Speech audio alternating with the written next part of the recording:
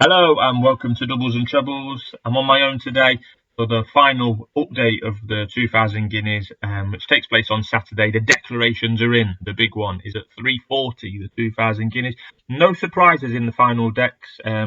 Kind of expected all of the main contenders that were in on Monday to be declared on Thursday and run, and that's what it looks like they will do.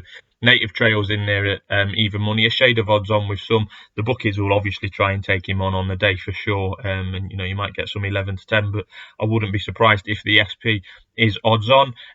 Luxembourg's in there at 5 to 1, a horse I've been keen on recent videos from an each way perspective. Not the most ambitious of bets I'll ever put up, but I just think it's a solid play.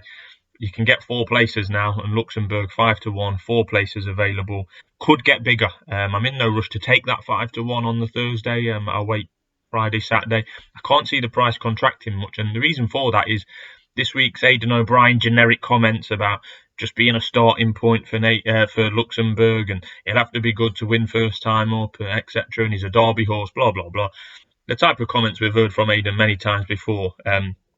With the likes of Camelot, Australia, Saxon Warrior, who ran in this race with a view to going to the Derby. A couple of them went on to the Derby, and a couple of them actually won the Guineas. It doesn't bother me that we've got a so-called Derby type coming to the Guineas first time up. Aidan O'Brien has readied many a horse to win the Guineas first time up. 2 of them I've just mentioned. I think Luxembourg's pretty special, and I think, like I say, 5 to 1 is I'm happy to get my money back, as it were. If he was to be in the first 4, I think he will be. And if it turns out that Native Trail is just too good, too fit, and too much of a miler, then so be it. But Luxembourg each way would be definitely my bet, as I've alluded to a couple of times recently. Elsewhere in the field, Erdon or Erdon or Edon for Roger Varian, however you want to say it. I don't know. That will be confirmed hopefully over the weekend how you do say that. But yeah, interesting for Roger Varian. Won the 9 furlong field and stakes at Newmarket a couple of weeks ago. Very much looked a Derby contender. He was the outside of the field there, but he did win well under David Egan. Looked a Derby contender rather than a Guineas horse, but he's been left in the Guineas. He's looked set to run, and he has shortened in the last 24 hours, less in the last 6-7 hours, from 33. He's into around 18 to 20 to 1 now, Eden. So, keep an eye on that one. Jim Bolger, when he has entries in top UK races, it's always worth noting he's left one in called Boundless Queen, which is a funny name. Boundless Ocean, sorry, not Queen. I was thinking the wrong race there. Yeah, Boundless Ocean. Jim Bolger's left him in. He only won a maiden at the 5th attempt just 24 days ago. He's got an official rating of 99, but he's 40 to 1. Always take note when Jim Bolger enters one, particularly as a homebred like this. And we know what happened last time Jim Bolger had a runner in the 2000 Guineas. At an absolutely ridiculous price, currently around 100 to 1 each way, I'm looking at Tacarib Bay. Now, yeah, you're taking a leap. You're taking a leap of faith back in Tacarib Bay, or any horse at 100 to 1 in any race. Obviously, that's why it's 100 to 1. But I just can't get out my mind that in the European Free Handicap at Newmarket, just a couple of weeks ago at the Craven meeting, he was well backed and went off joint favourite for that race. And just to me ran a race full of promise. Looked like there was plenty of improvement to come. Richard Hannon is notorious for horses coming on from their first run of the season. I thought Ryan Moore was nice to win when it was clear the winner had flown. On that day, that winner was New Science. And then Tacarib Bay just galloped all the way to the line for me. That was over 7 furlongs. A mile shouldn't be a problem. Obviously, he's got to find massive amounts of improvement on his next start, which is going to be in the 2000 Guineas. But we've seen horses at big, massive odds run places in the Guineas plenty of times before. So, yeah, that's a silly price. It's 100 to 1. That's the biggest priced horse I've ever put up on the channel. So let's see how that goes. Elsewhere on the card at Newmarket, the 115. 6 furlong race for fillies and mares. Flotus is the 3-year-old in this field. She's going to be a shade of odds on at 10 to 11 currently, but she's really got an unreliable profile. Career form figures for Flotus read 1, 13, 6, 6, 1 and 2. Now the ones in that sequence, very impressive. She's a very, very fast horse. But the rest of the ones in that sequence, she's blown out often when being a short price. I thought she was flattered by the second in a Group 1 over course and distance on her last start. That was the Cheveley Park Stakes. She finished second to Tenebrism, who is favourite for the 1,000 guineas as we speak. I thought she was flattered by that because she had the rail, took full advantage of it, and nearly nicked the race, to be quite honest. But yeah, it looks like the black and white paper says she's been put second in a Group 1. I don't know, and this is a listed race, so she should be winning, hence why she's a shade of odds on.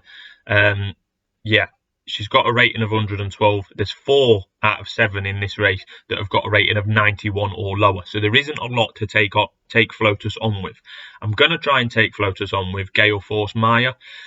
I think she's the play. I was hoping for bigger than 3-1. I'll be honest. Bigger than 3-1 might come. It's only early in the market. He loves Newmarket, Gale Force Maya. He loves the Rolling Mile, particularly with form figures there of 2, 3, 1, 2, 1.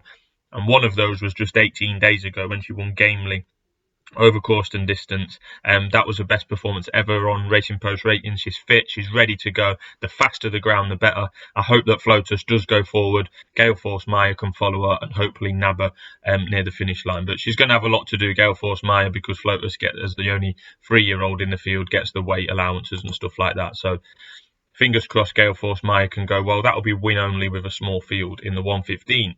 Over to the 150, this has got 21 runners, handicap over 6 furlongs. It's a task to get the winner of this one. I'm going to go for Strike Red. Really, really do quite like Strike Red. It was a massive eye catcher to me in the Gale Force Maya race 18 days ago. It was still on the bridle behind horses at the furlong pole, never closer than at the finish line. I thought it was a race full of promise, an eye catcher, definitely. He's going to strip fitter for that. Hopefully he's ready to go. A good draw this time out. He's closest to the rail, or pretty close to the rail. He's drawing 20 out of 21. Always an advantage to have the rail at Newmarket in my mind. He's missed a break a couple of times in his career. Not every time, but a couple of times. That is a worry. You'll need to put that right. He cannot miss the break again Saturday. But hopefully he can get away cleanly. I think he's well handicapped off 93, and he's a double figure price. Strike Red, top price 11-1. That's 6 places, 11-1. I'm happy with that. And with there being so many runners in the 150, I'm happy to have back two. The other one I'm looking at is Persuasion. He's around 20-1, 18-1 best price at the moment. He's coming a little bit even since I looked earlier. Persuasion actually ran in the 2020 2,000 guineas, where he was a 250-1 shot and finished like a 250-1 shot near the back. He is quite lightly raced for a 5-year-old. Both of his career wins have come on Good to Firm. It's pretty quick at Newmarket. There's Good to Firm in the description at the moment, and there's drying weather on Friday and Saturday.